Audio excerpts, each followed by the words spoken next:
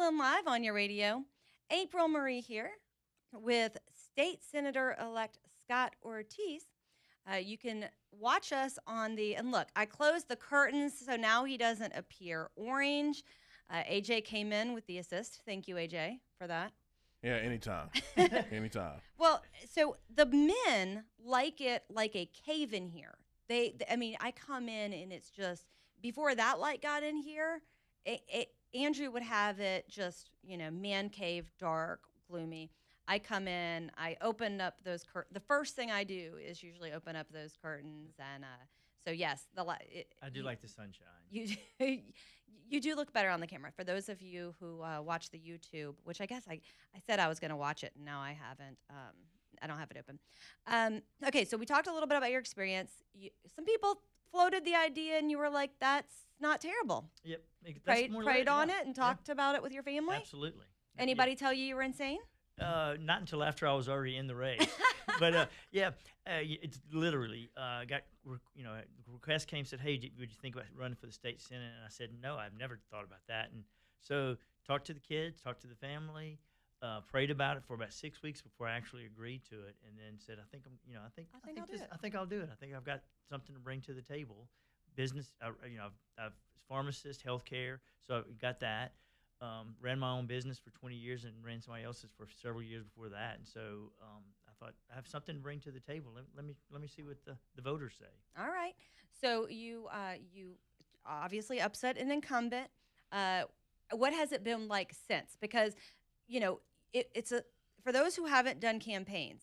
The first part of it, you're like, is anybody paying attention? I'm introducing myself to people. They're like, when's the election? What election? What's going on? All of it. Yeah. And then they're like, I'm getting all your mail.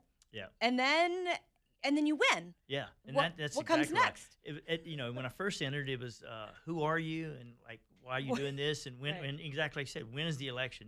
Until it got closer, people didn't really know. And then I won. And so, I woke up the next morning to literally about 200 texts. Oh, my gosh. And lots of phone calls, and it took me a while to work through those.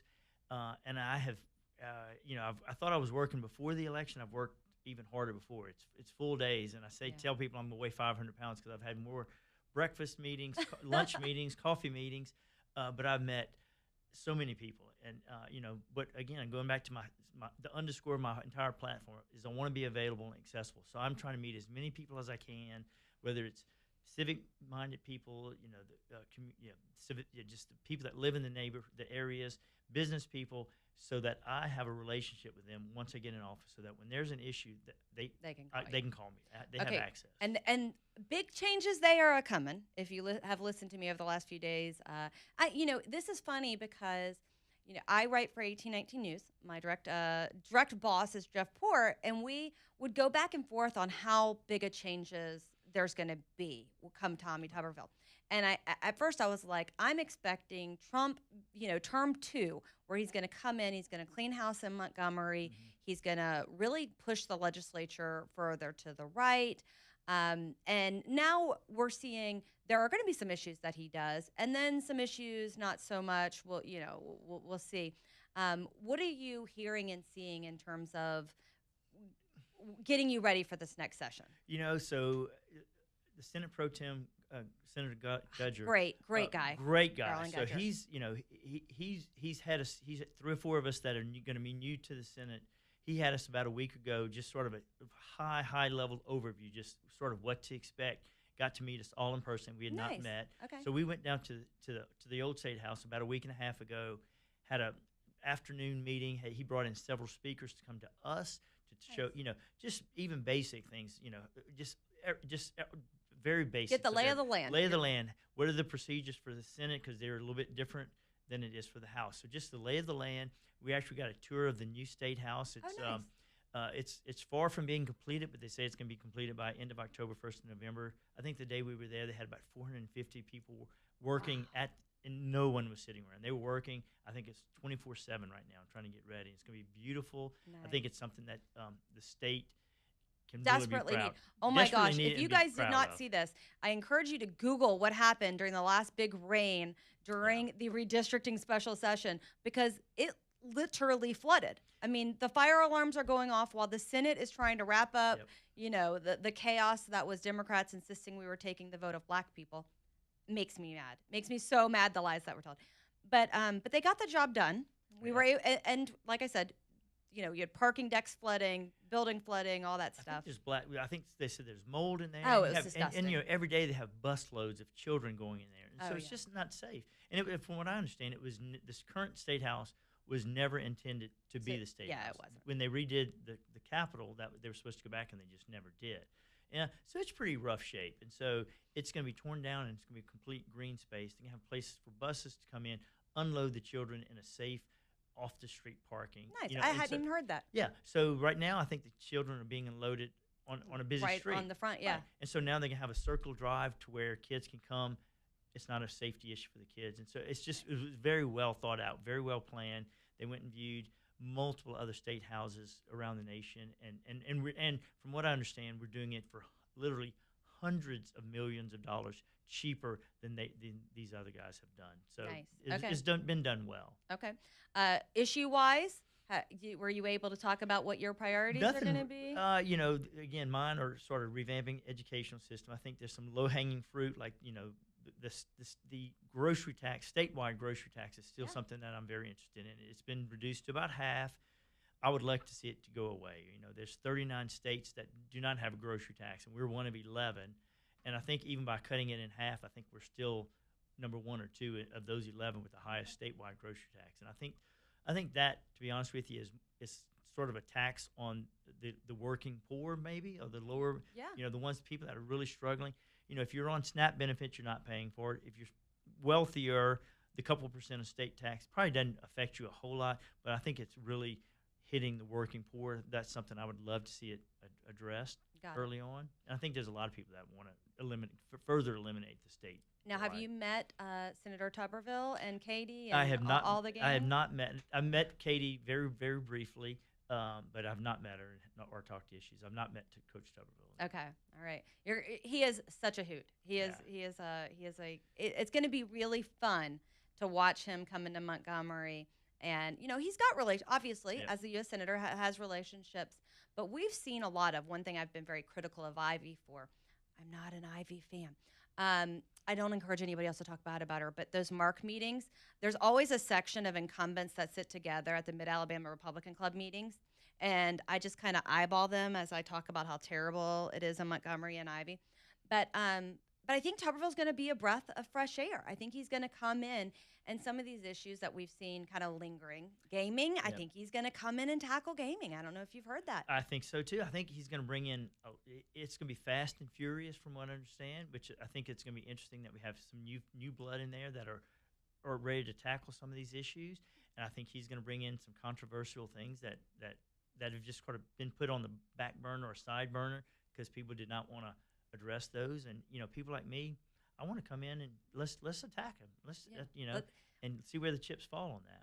I have lived in this state for 13 years. That's like 12 legislative sessions of, and we're gonna punt this to the next one. Or we're gonna punt this to the next one, and we'll punt it again. And Tuberville's like, I don't know that we're gonna keep punting these. He's gonna bring things that he wants to address, and I think it's gonna make some people uncomfortable, and that's okay. But I think it's things that we need to address and get taken care of once and for all. Well, and some of these issues go to the voters, right? Absolutely, I think they should. The legislature comes in and makes a plan, and then the voters get the ultimate say, and we go from there. And gambling, is there anything else?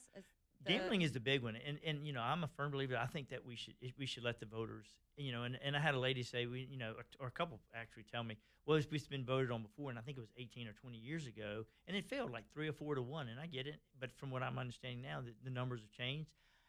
And I had a lady to tell me, said, if you want to bring it to the voters, I'm not going to vote for you. I'm like, well, it's a democracy. I mean, that's what we do. Tough issues you do that with. That's and it's the will of the people, and it should be. It shouldn't be. I mean, that's where it should go. The will of the people, the mass, the majority should make. And the we decision. and here's the thing: it'd be different if we didn't see upsets in this state where you're like, oh, well, some things just go the way the money is. Right. Well, look at this election cycle. I mean, there have been a number of times where we have seen statewide what would be considered an upset or something that didn't go the way the legislature thought it would. Look at, the governor and the legislature was like, hey, we're going to make the Board of Education, we're going to make that, I don't know if you remember, statewide appointments. And the voters were like, nah, no thanks. I don't think we will. We don't want And that. they crushed it. Yeah, And it was like, all right, well, we tried. And so this is one of those opportunities where it's like, okay, people are frustrated. They've heard it for a while, so they may get this chance. Yeah, I mean, I think we are elected. All of us are elected, by the will of the people who want their voices heard, and I think we need to let their voices be heard and make the decision. If it's no, it's no. That's fine. If it's yes, it's yes. I'm fine with that too. Yep. No, that's what we're gonna see. All right, I talked myself right over a break. I am gonna let him out of here. He's like captive now. Now it's like jail cellish with the way we've got the lights going.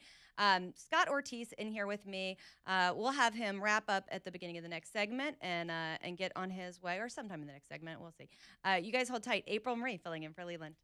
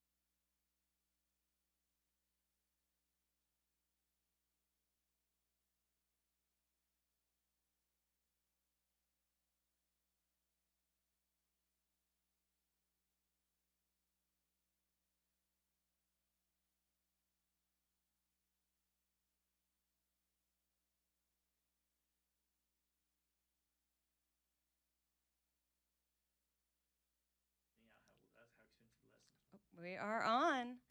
April Marie here, filling in for Leland. Scott Ortiz. I asked him to stop by for half an hour. I kept him for an hour. Lesson learned, sir. It's been fun. We are on. You, of course, can catch the podcast of this later. We're also on YouTube live right now. AJ here, trying to keep us out of trouble. So far, so good. AJ, I've been behaving myself today. Yeah, y'all both been doing a good job. Yes. Thank you, AJ. Window aside. When he leaves, I'm opening that thing back up. It's funny because it does do something to my coloring too. I look a lot more pale. I lose the oliveness in my skin. The oliveness, I'm not sure that's a word, but we're going with it. All right, on the line, we've got Brian. Let's see what Brian has to say. Hey, Brian. Hello, how are y'all doing? We are good. Well, Hey, the reason I'm calling is about the ABC board. Yeah, you got thoughts on that? We need to get rid of that. We need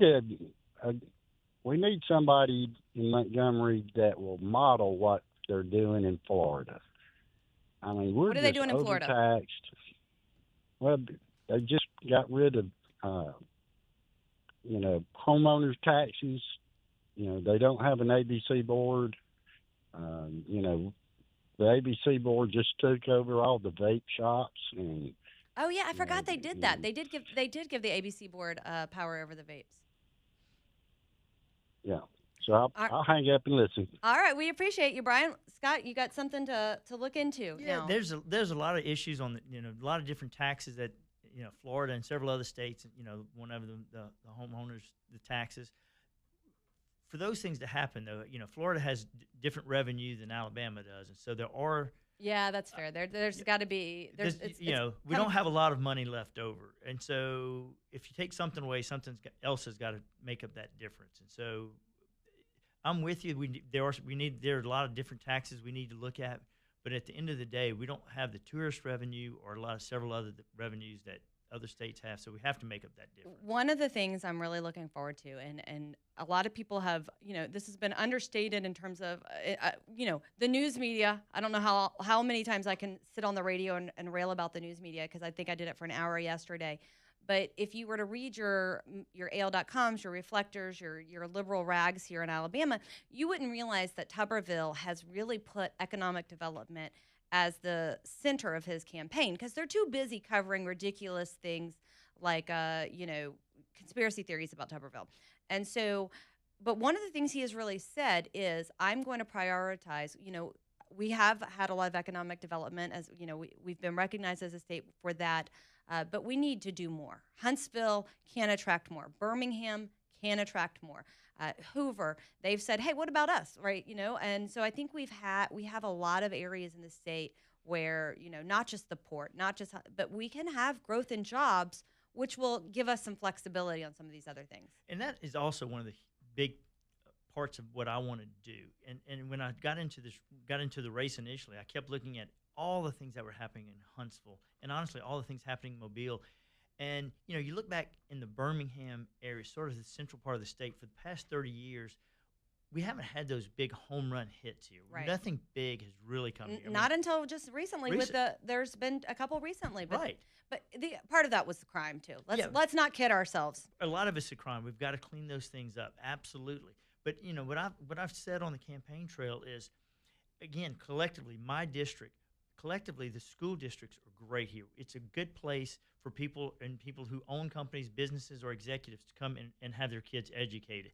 And we've got relatively cheap land. You look outside of the Leeds area, all these areas, we've got a lot of land that's not that expensive. And then, one of the frustrating things, Eli Lilly, it is in the state, and they're spending billions up in Huntsville. We still didn't even sniff Birmingham. We've got the major medical. We've got interstates going north, south, east, west. We've got the major airport here, and nothing huge is coming here. Why is that? And so whenever I'm talking to different groups, part of it is, let's get our economic development together, for the various municipalities together, not just individually, because all together, if we work, we all rise together. And I think that's what we need to do. We all have to come together to Is bring Hoover stuff in. in your district at all, or not There's really? a little bit of Hoover too. Oh, there is a little. Okay, that's there's fun. a sliver. There's parts of Hoover. Yeah, there's parts of half the town in this area, and some whole. But yeah, it is. That's fun. Okay, yeah, it's really fun. I just started looking at what these new mayors have accomplished because you've got a lot of new mayors. I do. Now Yep, that you yep, mention it, absolutely. it's been kind of fun watching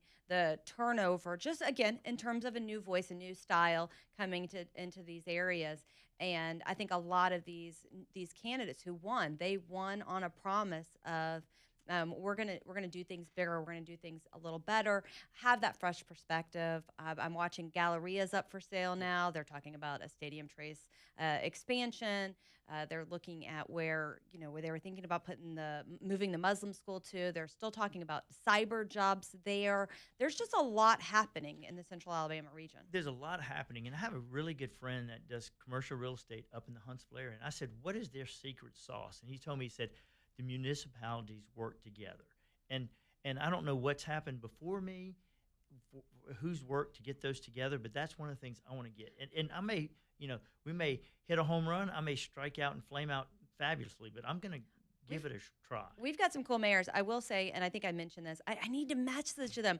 I actually had on with me Jennifer Andrus, Graham Smith, and Jane Anderton in here right after, I want to say it was right, were they running or had they won already?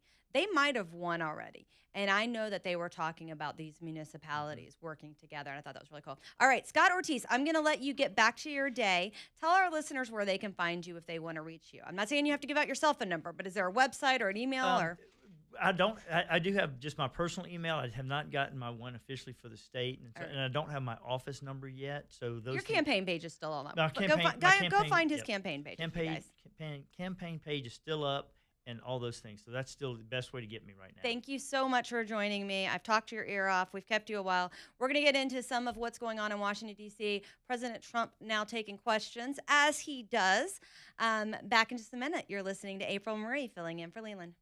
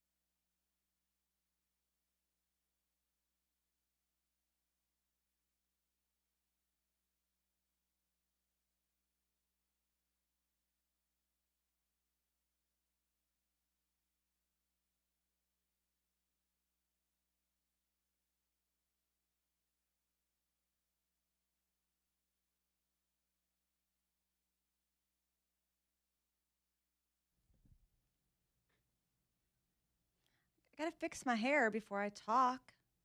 Well, I mean, I had to watch, and because I didn't want you to be texting and then doing your hair at the same time while had you on camera, and everybody sees that. It's a whole thing. It's a whole thing. Like you got to put makeup on. I know, and I've been nursing this tea so long that it's basically just melted ice going on. April Marie here, filling in for Leland. The text line is open. The phone lines are open. If you have thoughts on my interview with Scott Ortiz, he is wonderful. You know what? I'll tell you, I'm partial to elected officials and lawmakers who make themselves accessible like that. Like I'm pretty sure he would have let me hold him hostage half the day, half the show if I would have let him. Like he wasn't going anywhere. It's very cool. Yeah. Very cool to have that kind of accessibility and openness. Sometimes they aren't so much that. Sometimes they're a little, gonna hold everything close to the vest and not say anything. He was a delight. Okay, so we've got Lloyd Peoples who will be on with us, John Wall, and actually I want to elaborate and say it's not just John Wall John Wall does have a campaign for lieutenant governor. He's running against New York native is it Insler? Philip Insler, Philip Insler, I'm pretty sure, from Montgomery, and John will come in, and I pretty much, I don't want to say demanded because that seems a little aggressive, but pretty much demanded that he bring his fiance with him. And so we'll have John and Brittany in studio with us later this week. Whether or not he brings Charlie the raccoon is yet to be seen. One of the highlights of the election cycle, because here's the thing, when you are paying as close attention, and I know that you 99.5 listeners, you hear from Leland, you listen to it in the morning, you keep up with a lot of what the campaigns are doing, but I've in real time got multiple conversations going on with multiple friends around the state. I like to see what mail they're getting, what ads they're hearing, all the things. It was like across the board, what is happening when Wes Allen dropped the raccoon ad, because it was like, somebody made this on AI. Well, I mean, obviously it was an AI generated raccoon, but Wes himself didn't put this out, and then it turned out he had.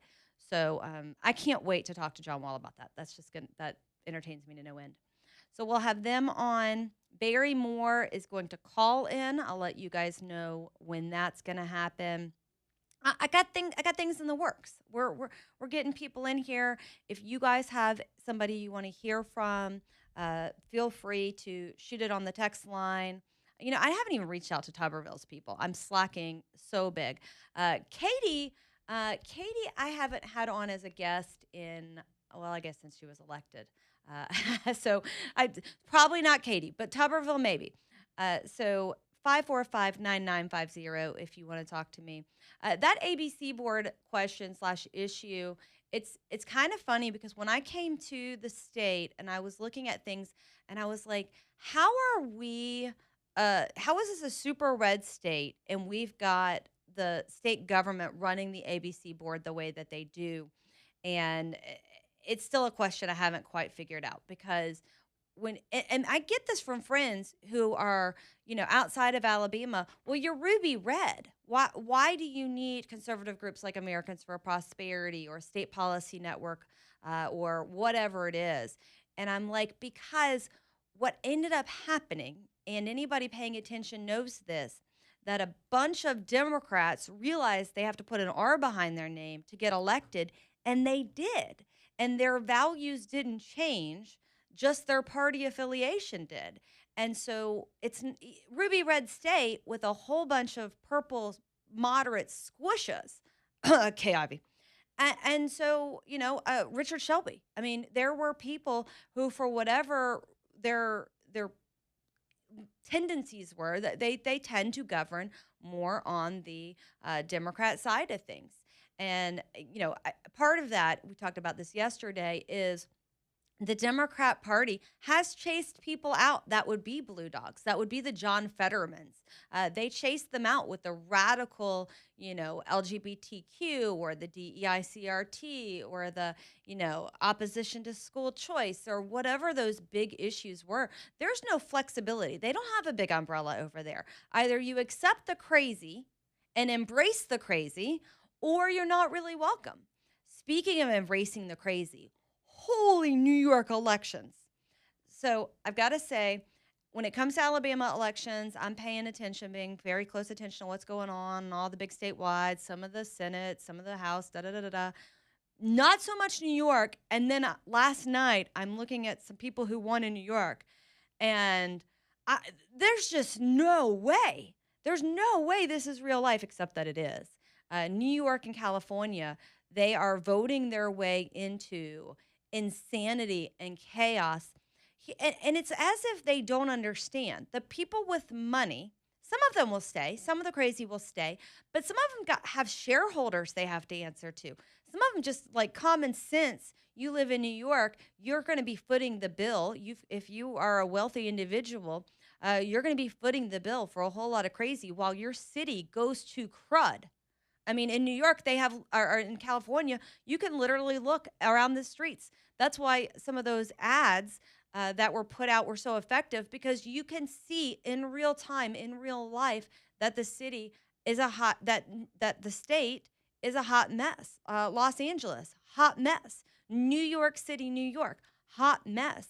And so I'm watching this, and hopefully this becomes a learning lesson for those who don't really understand history, who don't really understand government, who don't really understand what they have gotten themselves into, because electing their radical mayor was not enough for them. Now they've continued to elect some really crazy radical people who hate our nation, who hate our way of life, who hate the people who are here.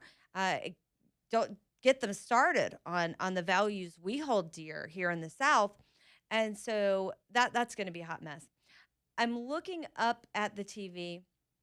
Trump has been going, gosh, I think I'm probably half an hour now on this White House interview live that he's got. He's talking about Iran now. I did message another friend, because as I was looking at clips of what we missed yesterday at the Mack truck rally, which such a Trump thing to do. He did talk about the Second Amendment. He talked about a national right to carry. This has been one of the issues, like having these patchwork of laws related to the Second Amendment and the lawful exercise of your Second Amendment. I somehow missed that yesterday afternoon, but we're going to get into that today.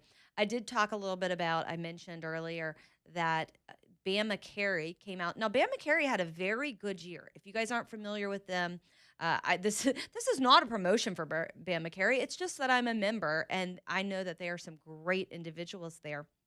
But they had a really great record in terms of their endorsements, which leads me to believe and hope that we're going to end up with some rolling back of regulations here in Alabama.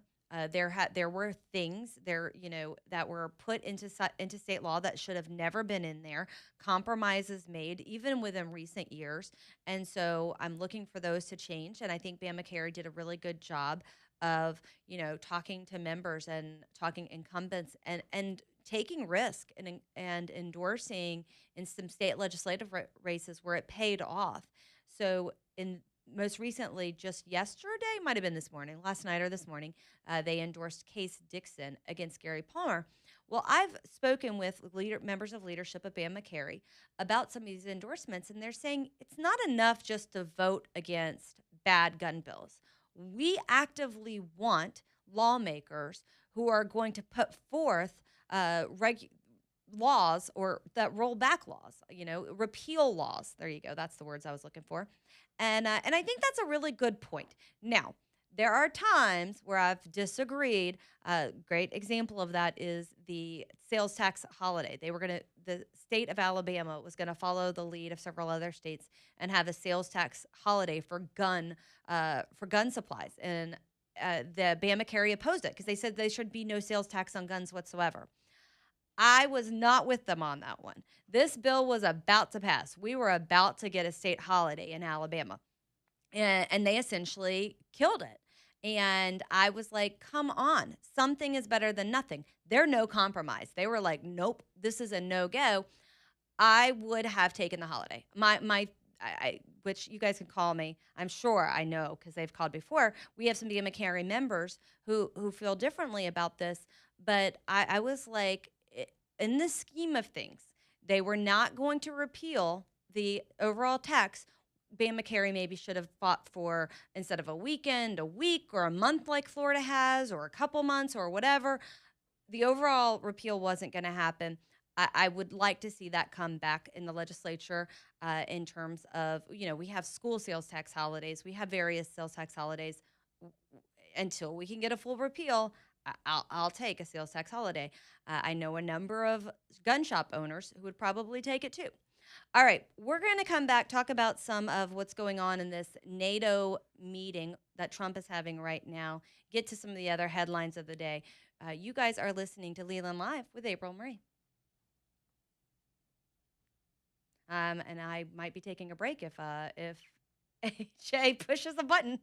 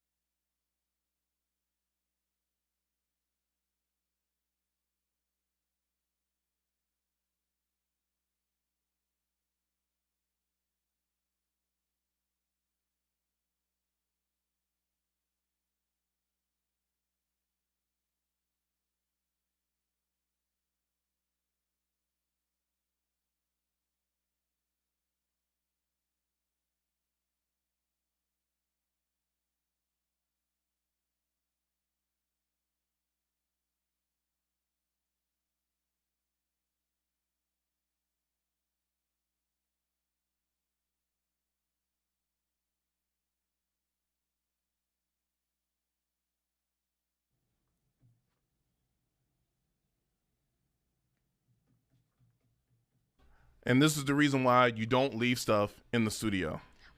Well, it wasn't mine. It was the fan I use. This studio is hot as Hades, and It's because of the lights, yeah. and so I'm cooking over here, and I go to turn on the fan, and it's not there. First, it was your headphones.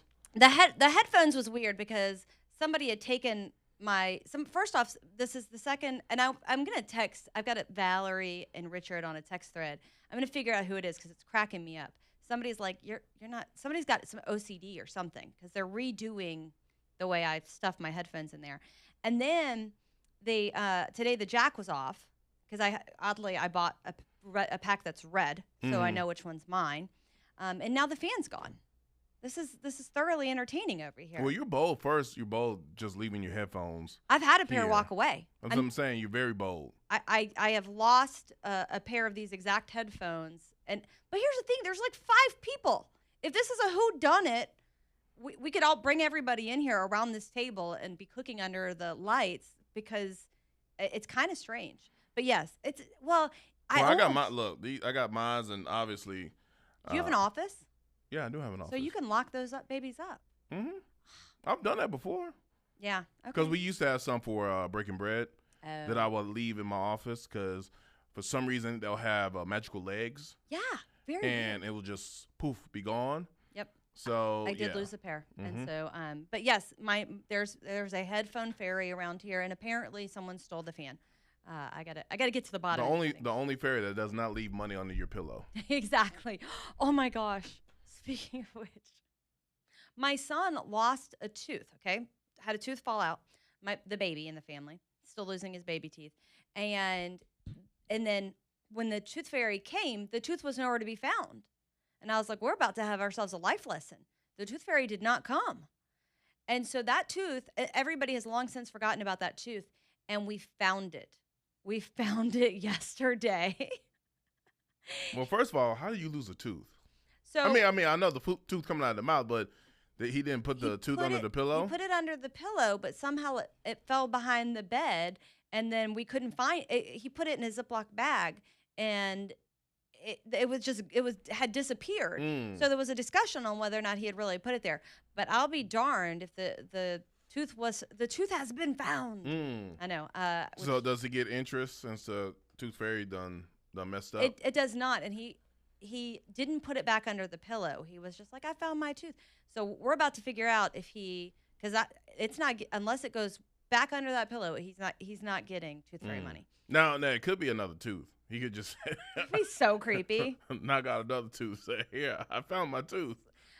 His sister helped him with this one, which creeped me out. Well, I mean, she helped him like as far as it had been wiggly for like a week. Oh, you know what? She's the middle or oldest? She's the oldest. Okay, so he must have been getting on her nerves. She was like, "Oh, you know what? I got you." She did. Yeah.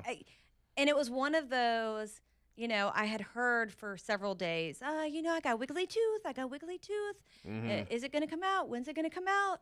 And then he, runs up to me, mouth looking like he had lost a fight.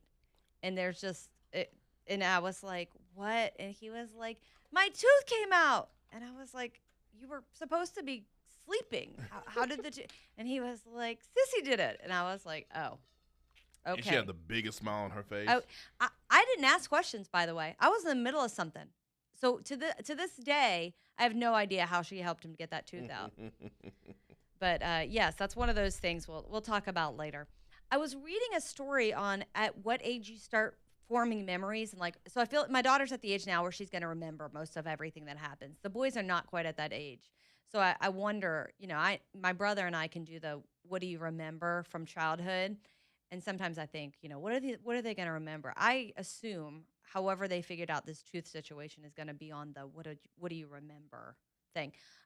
Maybe they'll remember today we went to get our coffees. I don't know if you know this, but Starbucks will give you what's called a pup cup. Do you know this? Yeah, for your puppies. For your puppies. And so we're in the line, and the baby goes, "I want a pup cup." And I was like, "I'll ask." Sure enough, they gave him a pup cup. So my son just, he doesn't want anything from Starbucks. got himself a little cup of whipped cream. That happened in real life. Hey, there you go. I'm like, Hey. okay, here, things you learn. Hey. All right, let's see. Heading into 4 o'clock hours, had Scott here so long, lost track of time. Really is a delight. That's Scott Ortiz. I'll find his social media accounts and give you those addresses a little later. All right, looking at the top news of the day. Trump's still going. We'll keep an eye out on that. He was talking a little earlier about the reflecting pool. Still boggles the mind. So they had to put fencing around it. It looks like Trump, if I'm reading the news correctly, it looks like he's going to go out there. But they had to put fencing around it. They had to arrest people. People like really excited, showing off pieces of the bottom of the reflecting pool. Get a life. If you are so anti-Trump, so delusional that you're willing to get arrested to go out and take pictures of yourself holding parts of the reflecting pool, you need to get a life. You need to get a hobby. This is, I hear a lot of the left. One of their greatest talking points for years was about privilege. Oh, this privilege. Oh, that privilege. Imagine having the air quotes privilege to be like, yeah, I'm going to go get myself arrested today. I know what I'm going to do has more than a 50-50 chance of getting arrested. I'm going to go do that. That was one of the tipping points in the BLM, like rallies, events, riots, whatever they turned into, depending on what day you were talking about. In the city, I don't know if y'all remember this. I would keep up with what was going on in the Birmingham ones. There was a situation where they had imposed their curfew. It was after there were arrests, after there were assaults on media, which, by the way, never have you seen victims be so quiet as the media was when the reporters themselves got assaulted. One of the reporters got hit on the back of the head while reporting on the peaceful BLM protest in Birmingham. I don't know if y'all remember that. It was like a little bit about it, and then it just went away. Because God forbid we actually talk about and give a narrative that's true. But one of the things that I to this day laugh about is they were like, okay, we're imposing a curfew, whatever it was, 6, 7 p.m. And then they had individuals from affluent neighboring Birmingham cities who were getting off work and going to get themselves arrested. So there was a situation where like 3 or 4 people were arrested, and they went there for the purpose of being arrested because they were convinced they were taking part in the next civil rights movement. And you're going, it's also performative. Cut it out. This is ridiculous. That's where we are. So now we have people getting themselves arrested for supporting the algae at the reflecting pool just to get Trump. I'm a part of several organizations that put community service at the forefront, and I always ask myself, when we have these protesters who have this time on their hands, what would happen if you use that power for good? What would happen if you use that time for good? Could you actually do something in the communities you're intending to impact? All right, back in just a little bit. Phone lines, text lines open. April Marie here, APRYLMARIE on X. Find me there. Back in a second.